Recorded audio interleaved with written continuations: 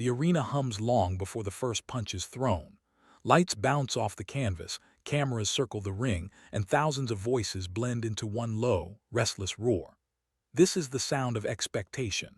In the center stands Conor Benn of the United Kingdom, shoulders loose, eyes sharp, carrying a surname that has followed him like a shadow since childhood.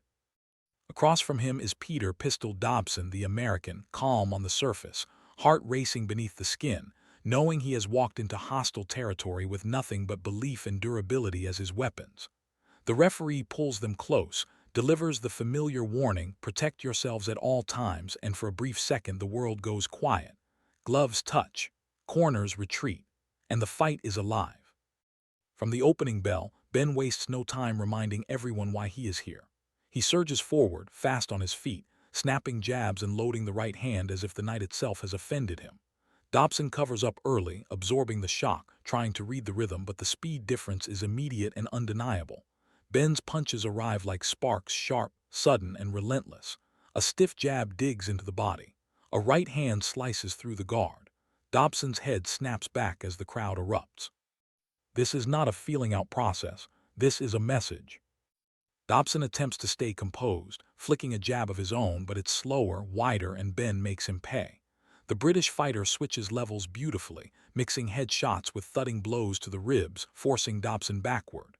The first round becomes a test of survival for the American, while Ben looks every bit the predator he promised to be. As the bell rings, the tone is set. One man is building momentum. The other is already fighting the storm.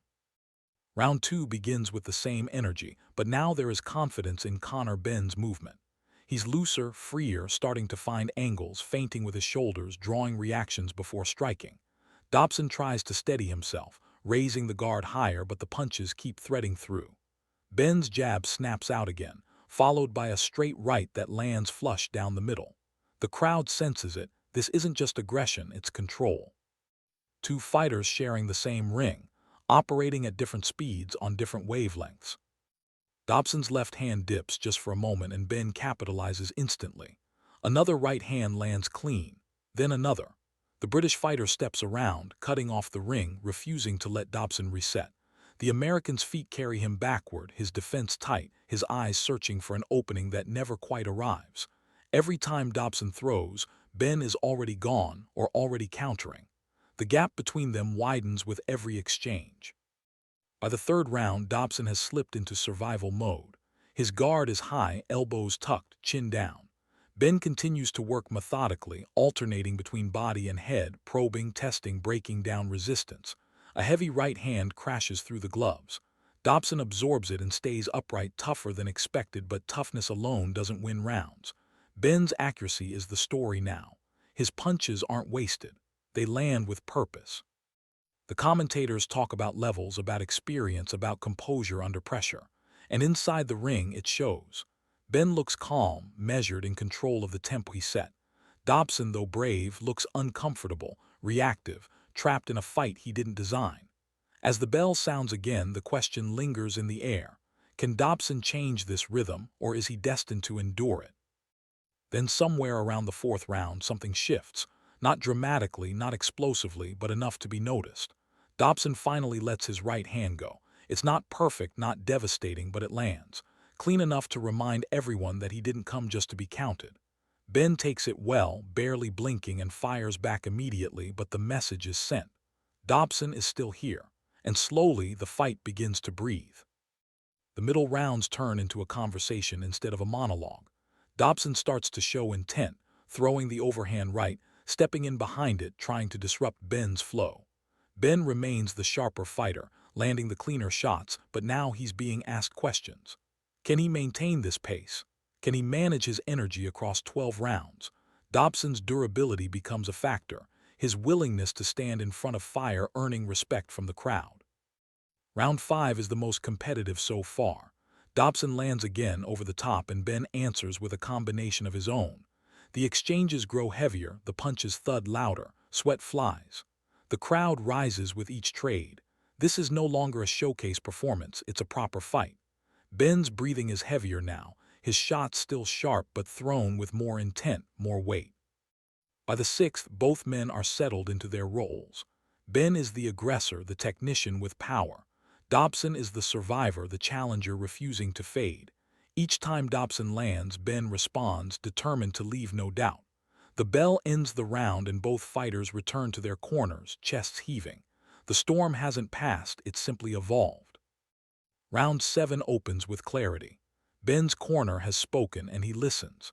He reestablishes the jab, stabbing it into the body, forcing Dobson's guard to drop just enough to create openings upstairs. The rhythm returns. Everything flows from that jab now, the right hand, the left hook, the angles that deny Dobson clean counters. This is the difference between raw aggression and refined pressure. Dobson continues to show heart. He stands his ground, absorbs shots, fires back when he can. But Benn's variation is overwhelming. He switches levels seamlessly, changing the point of attack, refusing to give Dobson a single pattern to rely on.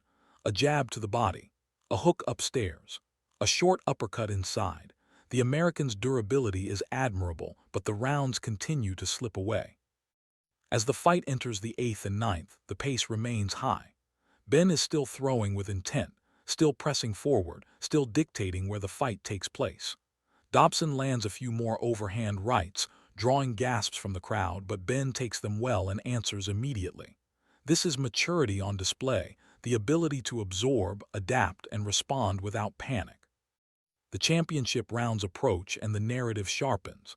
Benn isn't just trying to win, he's trying to send a message. Each sustained attack pushes Dobson backward, forcing him to reset, to cover up, to survive again. The crowd senses it. This is the moment where fighters are defined not by knockouts, but by control under pressure. The final rounds carry a different weight. Dobson's corner tells him the truth, he needs something special, and in the 12th he tries.